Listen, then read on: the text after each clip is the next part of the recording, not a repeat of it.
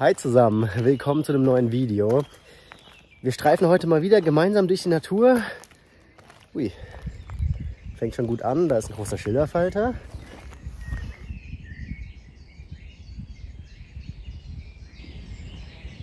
Da hat er sich jetzt auf den Weg gesetzt. Zu dem Falter habe ich ja auch schon mal ein eigenes Video gemacht. Und hier hinter mir rufen außerdem, oder vielmehr betteln, junge Buntspechte. Also wir sind am richtigen Ort für eine Kamera, die ich im Rucksack trage. Und das ist die Canon EOS R7. Eine Kamera, auf die viele von euch wahrscheinlich schon relativ lange gewartet haben. Das ist sie also, die erste spiegellose APS-C-Kamera von Canon, die EOS R7. Die Kamera hat 32 Megapixel. Das ist völlig ausreichend. Ja, quasi wie bei der 90D auch. Und den Autofokus von der R3 bekommen. Und das will einiges heißen. Generell hat die Kamera einige Feature von der Canon EOS R3. Und das ist ja gerade das aktuelle Spitzenmodell von Canon.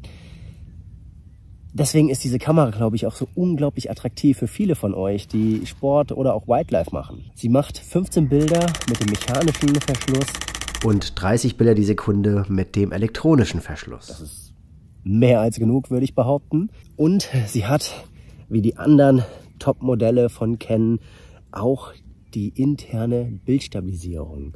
Das heißt, der Sensor ist stabilisiert.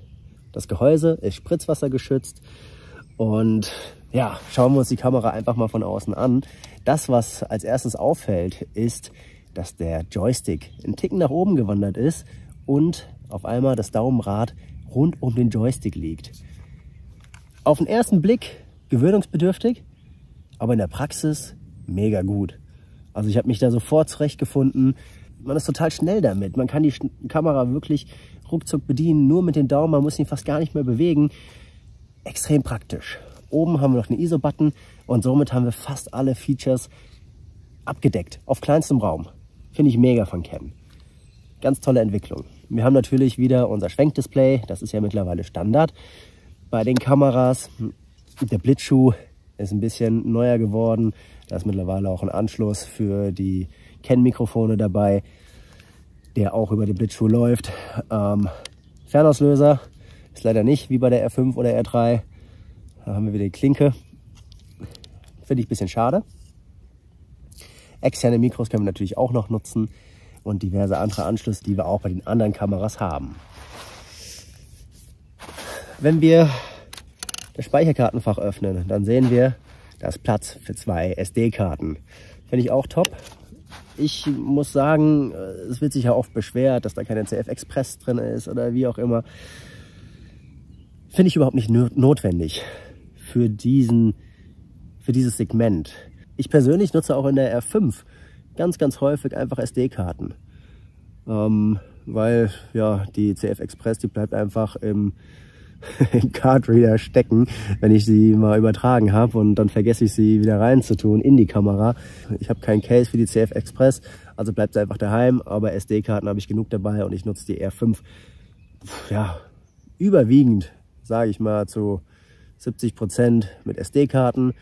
Und wenn es mal wirklich schnell sein muss oder ich ganz viel filme, dann nehme ich schon die CF Express, da achte ich dann speziell drauf. Aber an sich reichen die SD-Karten vollkommen aus und sie sind auch deutlich günstiger. Wenn wir die Kamera anfassen, dann merken wir ganz schnell, die ist verdammt leicht. 612 Gramm mit Speicherkarte und Akku. Das ist nix. Also sie ist kompakter geworden und deutlich leichter. Finde ich Hammer. Finde ich wirklich mega. Also viele Fotografen sagen ja, wenn sie sich eine 90D oder so eine APS-C-Kamera kaufen, das ist ein Extender-Ersatz. Und ja, hier haben sie einen sehr kompakten Extender. Also, die Features klingen erstmal mega für Tierfotografen. Auch, dass der AF von der R3 übernommen wurde. Klingt erstmal gut, aber es ist nicht derselbe AF, weil der Sensor ein anderer ist. Das heißt, er bringt nicht die gleiche Performance. Der ist schon hier schwächer in der R7.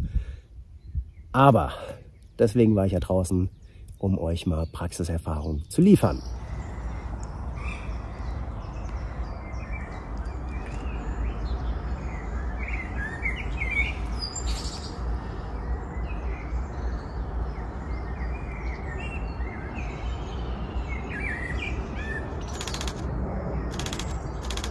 Der Autofokus, gerade auch der Tieraugenfokus, hat mich eben besonders interessiert, weil es mein Metier ist und der greift gut, der ist sehr, sehr schnell. Also die Motive findet er fix und stellt sie auch sehr schnell scharf. Man muss so ein bisschen im Menü rumspielen, bis man die perfekte Einstellung gefunden hat. Dauert ein bisschen, aber dann kriegt man auch knackescharfe Bilder hin. Und wir haben noch verschiedene Möglichkeiten.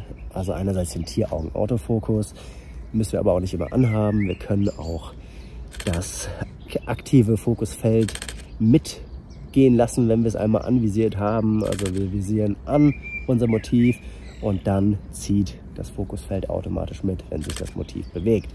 Also da ist einiges passiert im Vergleich zu den Vorgängermodellen, in Anführungszeichen, 7D Mark II und 90D.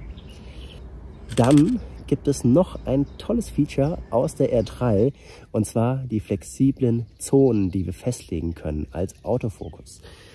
Wir können die selbstständig festlegen, wo wir sie haben wollen, wie groß wir sie haben wollen, in welcher Ausdehnung. Und das ist schon irgendwie cool, habe ich mir oft gewünscht. Und jetzt haben wir es in der R3 und eben in der R7. Außerdem hat die Kamera Features wie zum Beispiel eine automatische Ausrichtung des Sensors, wenn die Kamera ein bisschen gekippt ist, damit der Horizont gerade gerichtet wird. Total geil. Finde ich mega. Hat natürlich irgendwann seine Grenze erreicht bei einem bestimmten Winkel, aber das funktioniert echt gut. Und das Bild wird nicht zugeschnitten, nein, es ist wirklich mechanisch, wird der Sensor ausgerichtet.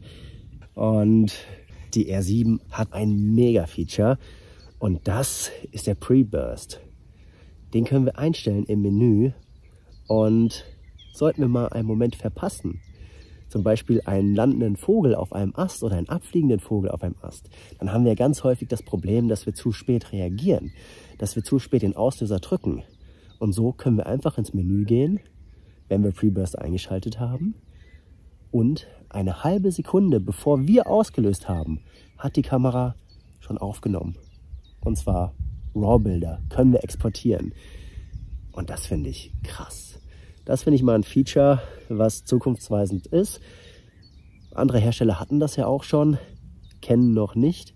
Und da bin ich gespannt. Da bin ich wirklich gespannt, inwiefern man das wirklich nutzen kann. Da wird man mit Sicherheit noch mehr Praxiserfahrung brauchen. Ich würde mit euch ja super gerne noch die Bilder anschauen, um die Bildqualität einfach bewerten zu können. Das geht aber noch nicht, weil ich habe nur JPEGs, die ich anschauen kann. RAW-Aufnahmen, ja, können einfach noch nicht geöffnet werden. Dementsprechend habe ich mir nur JPEGs angeschaut und kann euch sagen, ich will ja jetzt gar nicht so sehr ins Detail gehen, da können wir gerne noch ein anderes Video zu machen. Zumindest die JPEGs, die kann man bis ISO 4000 durchaus nutzen. Ich finde, da schaut die Qualität echt super aus. Bei ISO 8000 ist es, ja, in meinen Augen nicht mehr brauchbar, aber ISO 4000 ist definitiv noch brauchbar. Das einzige Manko, was man so immer wieder gelesen hat, ist einfach, dass der interne Speicher der Kamera nicht allzu groß ist. 126 JPEGs kann man in Reihe machen oder 42 RAWs bei 30 Frames per Second. 42 RAWs klingt erstmal wenig, aber wenn wir ehrlich sind, meistens reicht das aus. In 90–95% der Fälle reicht das wirklich aus. Im Hobbybereich vielleicht sogar 98% der Fälle. Und es gab 2–3 Mal Situationen, da hätte ich gerne länger schießen können. Das ist so ein kleines Manko, was mir jetzt aufgefallen ist bei der Kamera. Aber ich muss sagen, diese Kamera kostet nur 1.500 €. Und das, was sie bietet, ist extrem viel.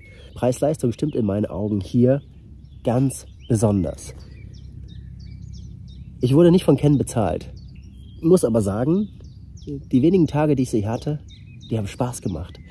Die haben wirklich Spaß gemacht und ich genieße jetzt nochmal den Sonnenuntergang. Hier hinter mir in der Wiese sind diverse Schmetterlinge, die sich jetzt schlafen legen. Perfekte Bedingungen, Schatten, im Hintergrund noch Sonne, das heißt, wir kriegen einen schönen Hintergrund. Daran mache ich mich jetzt. Vielen Dank fürs Zuschauen und wir sehen uns beim nächsten Mal. Macht's gut!